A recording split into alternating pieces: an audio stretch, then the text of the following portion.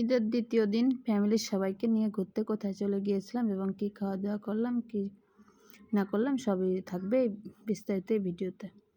তো প্রথমে আমি আমার বোনের বাসায় চলে গিয়েছিলাম সকালে সেজে গুজে, তাই নাতিকে সকলে নিয়ে বাচ্চা কাচ্চাকে নিয়ে বোনের বাসার গেট থেকে বের হচ্ছিলাম।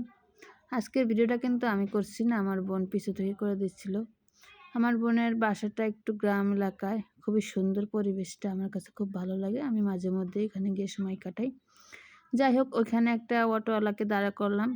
অটোওয়ালা মামাকে ভাড়া মিটিয়ে অটোয় উঠে চলে যাচ্ছিলাম আমরা একটু ঘুরতে, কিছু খাওয়া দাওয়া করবো এবং ঘুরবো। তো যাই হোক, ভিউটা আমার অনেক ভালো লেগেছিল, রাস্তার ভিউটা, এই জন্য একটু শর্ট নিয়েছিলাম। ওভারব্রিজটা পার হতে হবে, তো এখানে আমি একটু ভিডিও করছিলাম। আমার বোন চলে আসছিলো, আমি বললাম তোমরা আসো আমি ভিডিও করি। তা ভিডিও করতে করতে খাওয়ার উদ্দেশ্যে রওনা দিলাম, ফুড ভিলেজে চলে গেলাম।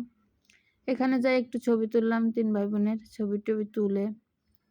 তা আমি প্রথমে ঘুরে ঘুরে আমার ভাগ্নিকে দেখাচ্ছিলাম যে কোনটা পছন্দ, একটু ঘুরে দেখো, তারপরে খাওয়া দাওয়া হয়ে যাক।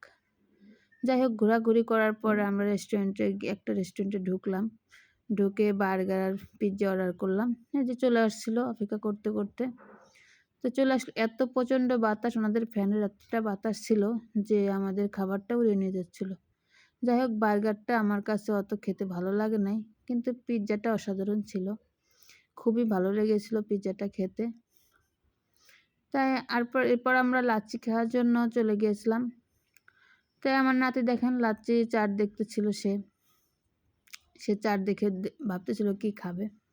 যাক, সে খেতে পারে না, তারপরে কিন্তু চাটটা দেখতেছিল। তাই আমরা লাচ্ছি অর্ডার করেছিলাম 6টা।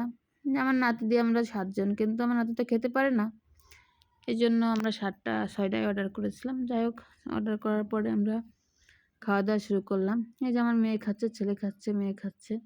যাই হোক, আমরা খাওয়া দাওয়ার পরে একটু উপরে চিড়িয়াখানা ছিল, উপরে চিড়িয়াখানায় গিয়েছিলাম।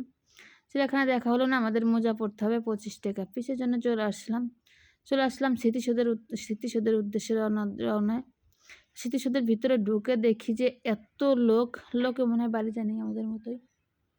যাই হোক, এই যে আমি একটু নিজে ছবি তুলছিলাম। ছবি তুলে এই যে দেখেন সবুজ ঘাসগুলো কিন্তু খুবই সুন্দর, আমার কাছে খুবই ভালো লেগেছিলো। তো আমার ভাগ্নে বলতেছিল আমার পায়ে ব্যথা, তোমরা যাও, আমি এখানে বসে থাকবো। যাই হোক, আমি ছেলে মেয়েকে নিয়ে এই যে পেয়ারা মাখা খাচ্ছিলাম, পেয়ারা মাখা কিনে নিলাম। তা পেয়ারা মাখা সবাই খেয়ে নিলাম পেয়ারা মাখাগুলা। আর স্মৃতিসৌধের সামনে আমি যাচ্ছিলাম, আমার ভাগ্নে তো এক জায়গায় বসেছিল, আমি আর আমার ছেলে মেয়েকে নিয়ে একটু ছবি তুলতেছিলাম। আর মাঝে মধ্যে একটু দুষ্টামি করতেছিলাম যে তোমাদের যদি এখানে হারিয়ে রেখে যাই তাহলে তোমরা কি যেতে পারবে কি না। এই যে সবাই কিন্তু কাপড় নিয়ে ঘুরছে। দুঃখের বিষয়, আমার কাপড়টাই নেই, আজকে আসে নাই আমার সাথে। এখানে মিষ্টি পান দেখলাম বিক্রি করতেছে, তা মিষ্টি পানও কিনে নিলাম। আমি একটু মিষ্টি পান খেলাম, আমার মাথাটা একটু ঘুরান দিচ্ছিল, পরে আমি আর কি ফেলে দিয়েছিলাম থুতু করে। যাই হোক, এই যে স্মৃতিসৌধের সামনে আমরা ঘুরতেছিলাম, একদম স্মৃতিসৌধের সামনে চলে আসছি। স্মৃতিসৌধের উপরে যে 7টা স্তম্ভ, ওইখানে যে এত লোক ভিড় হয়ে গেছিলো, আমরা ওইখানে পর্যন্ত যাই নাই। এই যে কাপলিরা পা দুলিয়ে মজা নিচ্ছিল, ভিজছিল। তা আমি এখানে আম মাখানো দেখলাম, আমার কিন্তু আম মাখা পেয়ারা মাখা খুবই মজা লাগে। তা আমি আম মাখা দেখে কিছু আম মাখা কিনে খেতে হাঁটতে চলে যাচ্ছিলাম একদম স্মৃতিসৌধের কাছে। দেখেন, সাভার স্মৃতিসৌধের কাছে চলে গিয়েছিলাম আমি। তাই ওখানে গিয়ে আমি একটু অপেক্ষা করতেছিলাম, কিছু ছবি তুলতেছিলাম।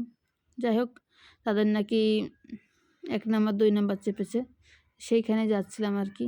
এই যে আমার নাতিটা খেলতেছিল, ফুলটা কানে দিয়ে আবার পরেও যেতে চাইছে, তার ছবিটা আমরা তুলতেছিলাম, ভিডিও করতেছিলাম।